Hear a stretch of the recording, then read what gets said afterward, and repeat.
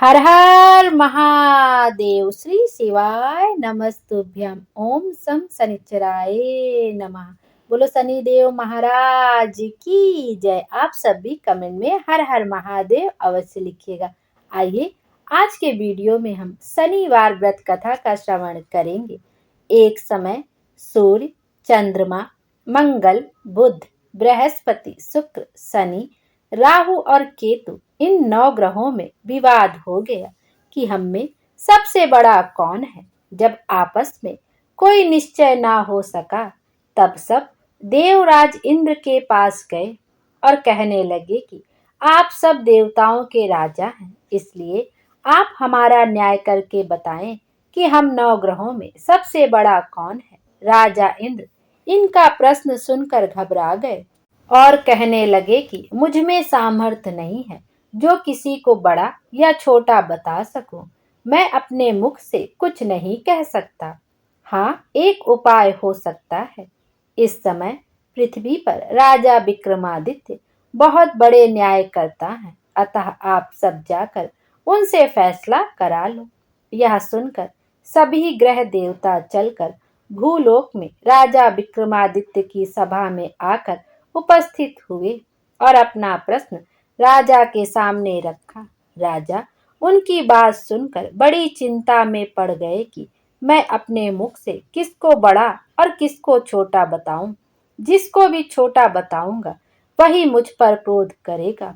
परंतु उनका झगड़ा निपटाने के लिए राजा ने एक उपाय सोचा और उनसे सोना, चांदी, कांसा, पीतल, सीसा, रांगा, जस्ता, अभ्रक और लोहा धातुओं के 9 आसन बनवाए। सब आसनों को क्रम से जैसे सोना सबसे पहले और लोहा सबसे पीछे बिछाए। इसके पश्चात राजा ने सब ग्रहों से कहा कि आप सब अपने अपने आसनों पर बैठ जाएं। जिसका आसन सबसे आगे वह सबसे बड़ा और जिसका आसन सबसे पीछे वह सबसे छोटा जाने। क्योंकि लोहा सबसे पीछे था और वह शनि देव का आसन था, इसलिए शनि देव ने समझ लिया कि राजा ने मुझे सबसे छोटा बना दिया है। इस पर शनि देव को बहुत क्रोध आया और उन्होंने कहा कि राजा, तू मेरे महापराक्रम को नहीं जानता। सूर्य एक राशि पर 1 महीना, चंद्रमा 2.25 दिन, मंगल 1.5 महीना, बृहस्पति 13 महीने, बुध और शुक्र 1 महीने, राहु और केतु दोनों उल्टे चलते हुए केवल 18 महीने रहते हैं। परंतु मैं एक राशि पर 2.5 और 7.5 साल तक रहता हूँ। बड़े बड़े देवताओं को भी मैंने भीषण दुख दिया है। राम जी को 7.5 आई तो वनवास हो गया और रावण को आई तो राम और लक्ष्मण ने सेना लेकर लंका पर चढ़ाई कर दी, रावण के कुल का नाश कर दिया। हे राजा, अब तुम सावधान रहना। राजा कहने लगा, जो भाग्य में होगा देखा जाएगा। उसके बाद अन्य ग्रह तो प्रसन्नता के साथ चले गए, परंतु शनिदेव बड़े क्रोध के साथ वहां से सिधारे। कुछ काल व्यतीत होने पर जब राजा को 7.5 की दशा आई तो शनिदेव घोड़ों का सौदागर बनकर अनेक सुंदर घोड़ों सहित राजा की राजधानी में आए। जब राजा ने सौदागर के आने की खबर सुनी तो अपने अश्वपाल को अच्छे अच्छे घोड़े खरीदने की आज्ञा दी। अश्वपाल ऐसे अच्छे नस्ल के घोड़े देखकर और उनका मूल्य सुनकर चकित हो गया और तुरंत ही राजा को खबर दी। राजा उन घोड़ों को देखकर एक अच्छा सा घोड़ा चुनकर उस पर सवारी के लिए चढ़ा। राजा के पीठ पर चढ़ते ही घोड़ा जोर से भागा। घोड़ा बहुत दूर एक बड़े जंगल में जाकर राजा को छोड़कर अंतर ध्यान हो गया। इसके बाद राजा अकेला जंगल में भटकता रहा। बहुत देर के पश्चात राजा ने भूख और प्यास से दुखी होकर भटकते भटकते एक ग्वाले को देखा। ग्वाले ने राजा को प्यास से व्याकुल देखकर पानी पिलाया। राजा की उंगली में एक अंगूठी थी, वह उसने निकालकर प्रसन्नता के साथ ग्वाले को दे दी और शहर की ओर चल दिया। राजा शहर में पहुंचकर एक सेठ की दुकान पर जाकर बैठ गया और अपने आप को उज्जैन का रहने वाला तथा अपना नाम बीका बतलाया। सेठ ने उसको कुलीन मनुष्य समझकर जल आदि पिलाया। भाग्यवश उस दिन सेठ की दुकान पर बिक्री बहुत अधिक हुई। तब सेठ उसको भाग्यवान पुरुष समझकर भोजन कराने के लिए अपने साथ ले गया। भोजन करते समय राजा ने एक आश्चर्य की बात देखी कि खूंटी पर हार लटक रहा है और वह खूंटी उस हार को निगल रही है। सेठ को कमरे में हार ना मिला तो सबने यही निश्चय किया कि सिवाय बीका के कोई और इस कमरे में आया ही नहीं, अतः अवश्य ही उसी ने हार चोरी किया है। 5-7 आदमी इकट्ठे होकर उसको फौजदार के पास ले गए। फौजदार ने उसको राजा के सामने उपस्थित कर दिया और कहा कि यह आदमी तो भला प्रतीत होता है, चोर नहीं मालूम होता, परंतु सेठ का कहना है कि इसके सिवाय और कोई घर में आया ही नहीं, अवश्य ही इसी ने चोरी की है। तब राजा ने आज्ञा दी कि इसके हाथ पैर काटकर इसे चौरंगिया किया जाए। राजा की आज्ञा का तुरंत पालन किया गया और बीका के हाथ पैर काट दिए गए। कुछ काल व्यतीत होने पर एक तेली उसको अपने घर ले गया। बीका कोल्हू पर बैठा हुआ अपनी जुबान से बैल हाँकता रहा।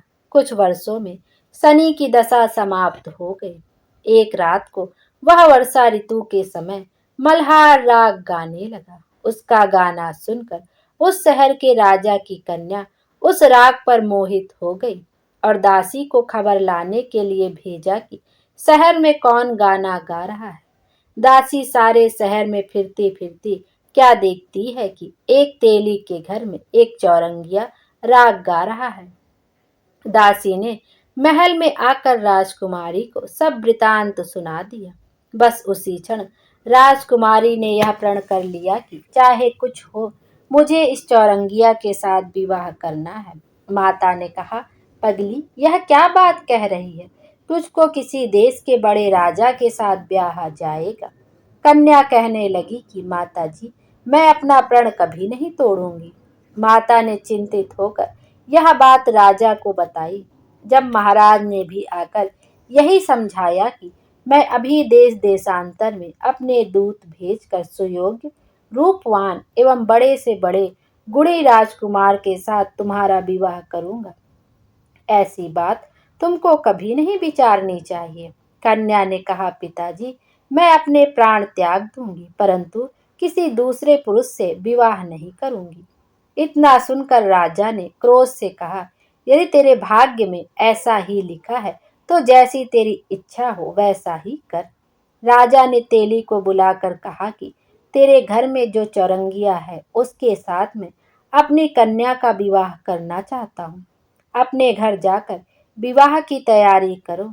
राजा ने उसी समय राजकुमारी का विवाह चौरंगिया विक्रमादित्य के साथ कर दिया। रात्रि को शनि देव ने विक्रमादित्य को स्वप्न दिया, राजा देखो, मुझको छोटा बतलाकर तुमने दुख उठाए। राजा ने क्षमा मांगी। शनि देव ने प्रसन्न होकर विक्रमादित्य को हाथ पैर दिए। तब राजा ने कहा, महाराज, मेरी एक प्रार्थना स्वीकार करें कि जैसा दुख आपने मुझे दिया ऐसा और किसी को ना दे। शनिदेव ने कहा कि तुम्हारी यह प्रार्थना स्वीकार है। जो मनुष्य मेरी कथा सुनेगा या कहेगा उसको मेरी दशा में कभी किसी प्रकार का दुख नहीं होगा, और जो नित्य ही मेरा ध्यान करेगा और चींटियों को आटा डालेगा उसके सब मनोरथ पूर्ण होंगे। इतना कहकर शनि देव अपने धाम को चले गए। राजकुमारी की आंख खुली तो उसने अपने पति के हाथ पांव देखे तो उसे बड़ा आश्चर्य हुआ। राजा ने अपना समस्त हाल कहा कि मैं उज्जैन का राजा विक्रमादित्य हूँ। यह बात सुनकर राजकुमारी अत्यंत प्रसन्न हुई। प्रातःकाल राजकुमारी से उसकी सखियों ने पूछा तो उसने अपने पति का समस्त वृतांत कह सुनाया। सबने प्रसन्नता प्रकट की और कहा कि ईश्वर ने आपकी मनोकामना पूर्ण कर दी। जब उस सेठ ने यह सुना तो वह सेठ विक्रमादित्य के पास आया और उसके पैरों में गिरकर क्षमा मांगने लगा। कि आप पर मैंने चोरी का दोष लगाया, अतः आप मुझको जो चाहे दंड दें। राजा ने कहा, मुझ पर शनि देव का प्रकोप था, इसी कारण यह सब दुख मुझको प्राप्त हुआ। इसमें तुम्हारा कोई दोष नहीं। तुम अपने घर जाकर अपना कार्य करो। सेठ बोला कि मुझे तभी शांति होगी जब आप मेरे घर चलकर प्रीतिपूर्वक भोजन करेंगे। राजा ने कहा कि जैसी आपकी मर्जी हो वैसा ही करें। सेठ ने अपने घर जाकर अनेक प्रकार के भोजन बनवाए और राजा विक्रमादित्य को भोज दिया। जिस समय वे भोजन कर रहे थे, एक अत्यंत आश्चर्य की बात सबको दिखाई दी। जो खूंटी पहले हार निगल गई थी, वह अब हार उगल रही है। जब भोजन समाप्त हो गया तो सेठ ने हाथ जोड़कर बहुत सी मोहरें राजा को भेंट की और कहा कि मेरे श्री कंवरी नामक एक कन्या है, उसका पाणी ग्रहण आप करें। इसके बाद सेठ ने अपनी कन्या का विवाह राजा के साथ कर दिया और बहुत सा दान दहेज आदि दिया। कुछ दिनों तक वहां निवास करने के पश्चात विक्रमादित्य ने शहर के राजा से कहा कि अब मेरी उज्जैन जाने की इच्छा है। राजा और सेठ से विदा लेकर राजकुमारी मनभावनी, सेठ की कन्या श्री कंवरी तथा दोनों जगह के दहेज में प्राप्त अनेक दास दासी और पालकियों सहित विक्रमादित्य उज्जैन की तरफ चले।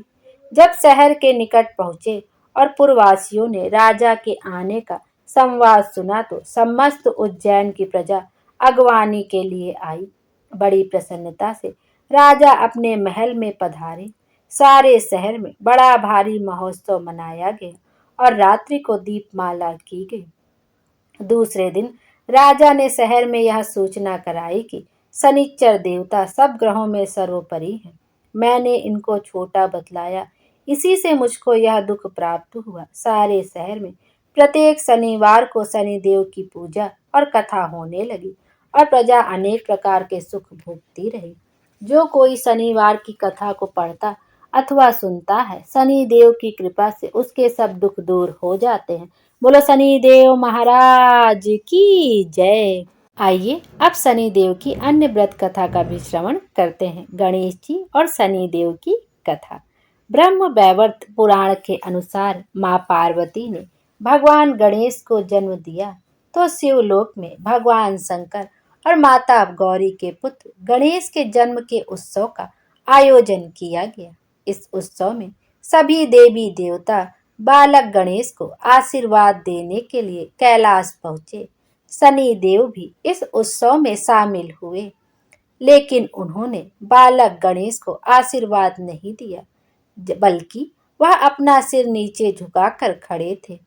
जब माता पार्वती ने देखा कि शनि देव उनके बालक की तरफ देख भी नहीं रहे, तो उन्हें बहुत हैरानी हुई। माता पार्वती ने शनि देव से पूछा कि आप ऐसे सिर झुकाकर क्यों खड़े हैं और मेरे बालक की ओर क्यों नहीं देख रहे हैं। तब शनि देव ने कहा कि हे माता, मेरी दृष्टि से आपके बालक को हानि पहुंच सकती है, इसलिए बालक की ओर मेरा ना देखना ही उचित होगा। लेकिन माँ पार्वती शनि देव की वक्री दृष्टि के श्राप के बारे में नहीं जानती थी। तब शनि देव ने माँ पार्वती को अपने श्राप के बारे में बताया, लेकिन माता पार्वती ने कहा कि यह मेरा पुत्र है और इन्हें सभी देवी देवताओं का आशीर्वाद मिला है। आपके देखने से इसका कुछ अमंगल नहीं होगा। माता पार्वती ने शनि देव से बालक गणेश को देखने के लिए बहुत आग्रह किया। शनि देव ने सोचा कि बालक को नहीं देखने पर माता पार्वती रुष्ट हो जाएंगी। ऐसा सोचकर उन्होंने बालक गणेश को देख लिया, लेकिन शनि देव की दृष्टि पड़ते ही बालक गणेश का सिर धड़ से अलग होकर आकाश में उड़ गया।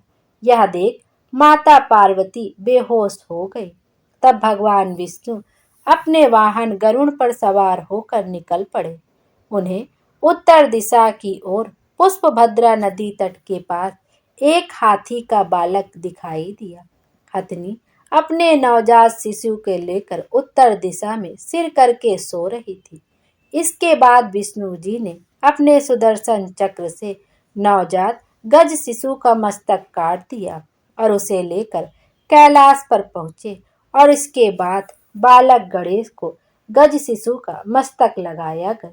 शनिदेव की वक्र दृष्टि से बालक गणेश का जीवन संकट में पड़ गया था, लेकिन गज शिशु का सिर लगते ही गणेश जी को दोबारा जीवन प्राप्त हुआ। बोलो शनिदेव महाराज की जय, गणेश जी महाराज की जय, माता पार्वती की जय, भोले बाबा की जय। ये अब शनि देव की आरती का भी श्रवण कर लेते हैं। जय श्री शनि देवा स्वामी, जय श्री शनि देवा, कष्ट नवे नर पावत जो करते सेवा।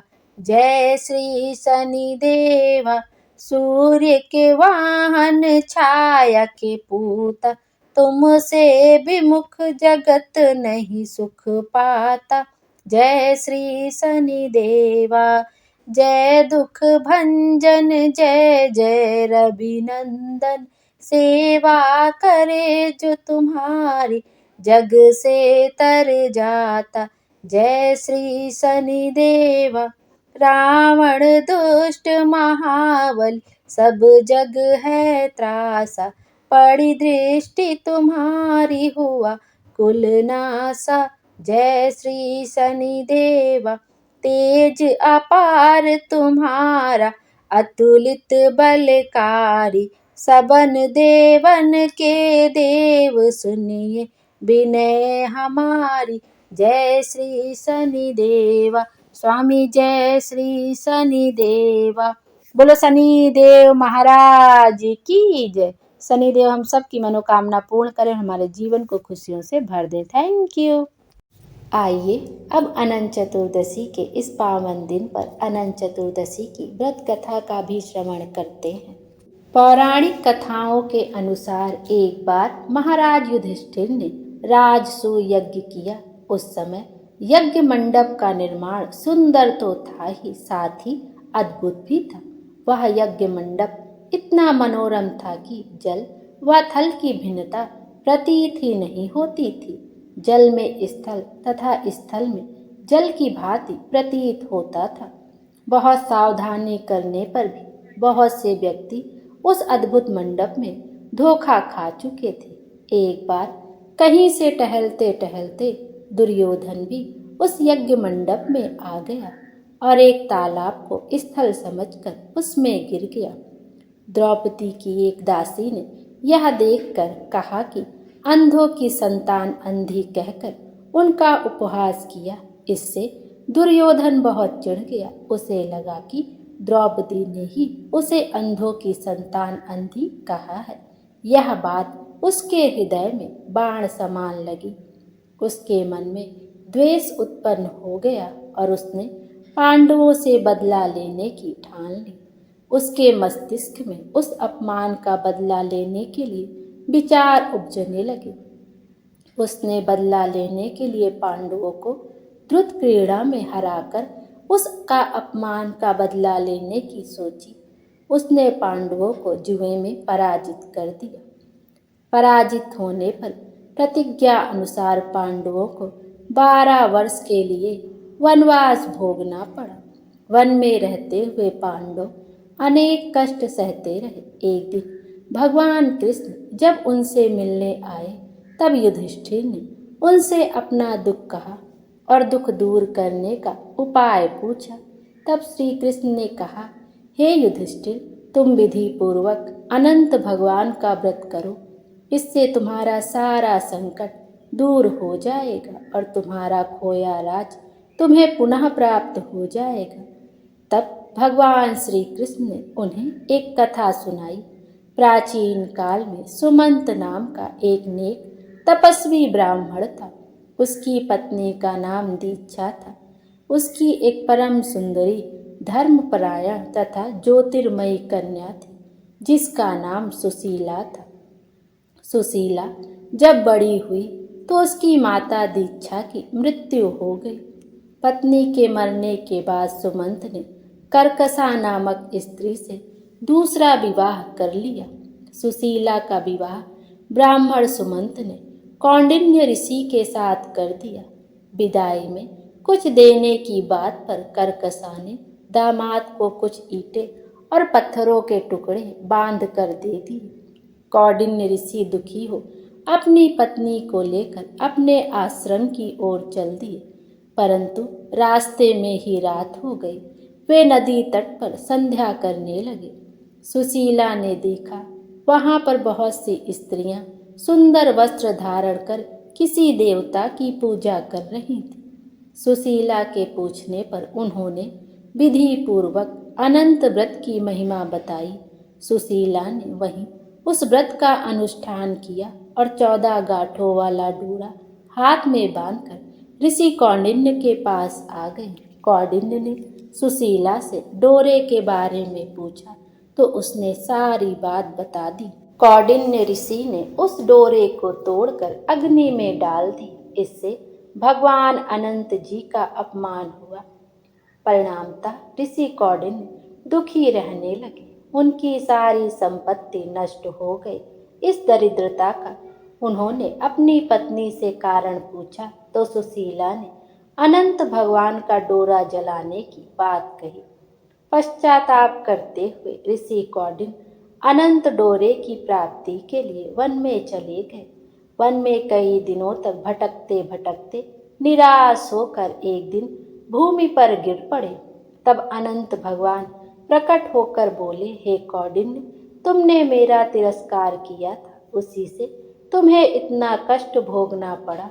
तुम दुखी हुए, अब तुमने पश्चाताप किया है, मैं तुमसे प्रसन्न हूँ। अब तुम घर जाकर विधि पूर्वक अनंत व्रत करो। 14 वर्ष पर्यंत व्रत करने से तुम्हारा दुख दूर हो जाएगा।